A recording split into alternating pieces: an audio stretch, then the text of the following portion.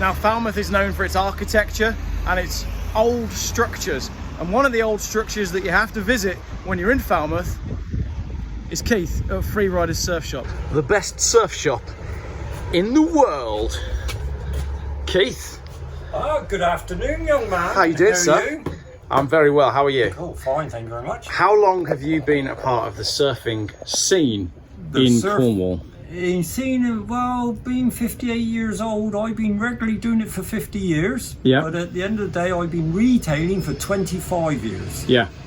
So it's quite a long time. So you've seen the university and the surf scene at the university blossom and grow into the monster that it is today? It is a bit of a beast, I got to be honest, but there you go. Everybody stands to benefit from it. It does, yeah, that's right. And you've, as a surf shop, we were chatting about this a little earlier on, you've sort of weathered all the storms that the surf industry has thrown at you, where some of the big players have perhaps haven't. So can you just talk me through some of the changes you've seen in the last sort of 25 years of the surf industry? 25 years, obviously. Give us the short version. The short version, cut it down to it's been the internet. Yeah. Basically, we do a bit on the internet, but mainly we're bricks and mortar. We always have been, always will be, because we do believe in giving our customer service and honest, friendly advice, and that's what you don't get on the internet. Yeah, absolutely. And if you want to buy a surfboard, the thing is, you've got to put it under your arm, you've got to feel it, you've got to see the weight, and I think for me, getting a surfboard is a bit like Harry Potter getting his wand. You kind of know when you pick it up whether it's going to work for you or not, and you can't do that online. You cannot do that online unless you're actually specific about what you want and you know what you want. Yeah. You need guidance without a shadow of a doubt. Yeah. So in terms of the sort of brand point of view, obviously when you first started, what did everybody want to wear, and how has that changed? Well, when I first started, really, the surf industry, the fashion brands were the poor man's fashion brands at the end of the day. Yeah. You know, at the end of the day, but now it's come mainstream and there's lots of hardcore surfers who don't even wear surf clothing anymore. Yeah. And I'm staggered by how expensive a lot of this stuff has gotten as well, you know. It's got more expensive and it's got made more cheaply.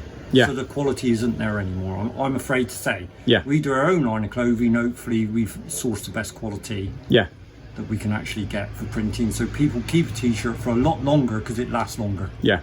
Where do you see the future of Falmouth? And I've been chatting to some people around and about. There's a number of issues that are affecting people in Falmouth at the moment. Not, you know, the housing price thing is huge. It's massive. The cost of living is huge at the moment. Especially Cornwall is almost now like London prices for lots of things, and all that. But if you still got your independent stores. Yeah. There is some still thriving who are still around and hopefully will be around for a few years to come, like ourselves. Yeah. And all that, and I just tell everybody to try and use them, because once they're gone, there's a good chance they will not come back. It'll be like the banks. Absolutely, and I think you can't deny with somewhere like Falmouth, with the lifeblood of the university, the choice of shops and coffee shops and everything that you've got here, there's nowhere like it. Without that university, you go shopping in somewhere like Redruth and it's a very different kettle of fish, isn't it? Oh, totally. 10 miles away, total kettle of fish. Falmouth is a cool place to be. Yeah. Cornwall is a cool place to be. Yeah. So that's why everybody wants to be here. People that are here don't not want to be here. Yeah. Because they will just get up and leave. Yeah, I like that. That's a great quote from Keith there. People that are here don't not want to be here. Yeah. Yeah, you can put that on a t-shirt. Might be a Cornish saying that. So. What do we do about the housing situation though? I mean, with people that are born and bred in Falmouth, the job market isn't great, and then the houses are horrendously expensive. What do they do? And then if you could change the world, what would you do about that? How would we change that? I think there's a whole different mindset from the top, from the government right down to the landlords and landladies of today's times. Have got a whole different mindset. Yeah. Totally. Interest rates shouldn't fluctuate, would it? Should be stuck at 10%. Yeah. Whether you're borrowing or you're earning money off the savings that you got, should be always 10%. Yeah. Never changes. So and people know exactly where they are. Yeah. And lastly, best surf spot in the world is Mainporth on a good day? Or if not, Swampools, where I learned to swim. Yeah. 57 years ago, I learned to swim. So that's home to me. Travelled all over the world. But at the end of the day, Swampools home. What kind of swell do you need to get Swampool to work? That's it. It's a big winter swell, isn't it? It's a big winter swell that's got to get into. Do you know what? I'll tell you how I always felt about surfing Swamppool when I was living in Falmouth is if Swamppool was working, it was like you were getting a surf for free. It was almost like you were getting a little bonus because it was your closest beach. Like you could walk down the beach, Yep. go for a surf, and I've been doing it regularly for over 50 years. And it's a great shaped wave. And if you play your cards right, you can wind up on the inside covered in seaweed. Yeah, and you know, if the waves don't drown you, the seaweed will drown you. Exactly. Well, the trouble is with the internet servers now, there's no adventure anymore. Yeah. People, they want to order it, you know, they get it tomorrow. When I was younger, the anticipation is actually waiting for it to turn up. Yeah. That was as big as deal was actually buying it in the first place. Yeah. Actually waiting for it to turn up.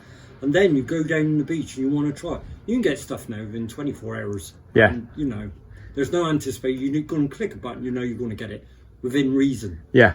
Well, that's surf forecasting as well then, because now you can go on the internet, you can sign up for your however much pounds your Magic Seaweed membership is, and you can see exactly what the surf's doing for 2 weeks. But in the old days, you never had any of that, did you? You just went to the beach and you surfed. Yeah, you went and turned up and hoped it was there. Then you learned whether it's there or not. Look Yeah. at the winds and the tides and everything like that. And then if you're lucky, back in the day, when CFAX come in, Yeah. you used to look at the shipping forecast Yeah. to find out what was happening in the English Channel Yeah. and the Bristol Channel, and that's where you go on your surf forecast. Yeah. It's a shipping forecast. Absolutely. Even when we started out, there wasn't any Magic Seaweed. We'd have a weekend, we'd drive to Wales and we'd surf in some of the worst conditions. The other side of this is if you look at the forecast and you see that the weather's good and the surf is good, you've immediately built it up in your head. So before you've arrived at the beach, you've already put pressure on yourself to have the best surf of your life. Whereas if you do what we used to do, which is just turn up, whatever you're getting is a bonus. And I've always found like the best sessions I've ever had have been when I've looked at the surf and gone, oh, that looks rubbish. I'll paddle out anyway. Because you're there. Because you're there, yeah. Oh, it's a bit of exercise. We'll do it. If we get a hammering, we get a hammering. Yeah. Don't worry. Like that. And then go to the pub, sit around the fire and Yeah. have a few beers, and that was good. Yeah. But you would still go in. Now you just look at a webcam somewhere and go, oh no, that's rubbish. I'm not going. Yeah. Forecast says it's going to be rubbish, not going. But quite often you can go and have the best fun Yeah. when you're not expecting it. So the moral of the story is switch your phone off. Switch your phone off. But not YouTube. Yeah, Keep but not YouTube. going. Yeah, keep YouTube going. Brilliant. Well, if you're in Falmouth, you have to come and see Keith and the team at Freeriders because it is the best surf shop in the world. One How of many the boards? How many boards have you got in stock? at the Oh, minute? 200 boards. Yeah. We have second-hand and new boards here. Yeah, great stuff. What were we about to say then? One of the longest running. Surf shops in the country, if Yeah. not the world. Yeah, must be. Independent stores, which Absolutely. we're pretty proud of. Long may it continue. Right, thanks for that, Keith.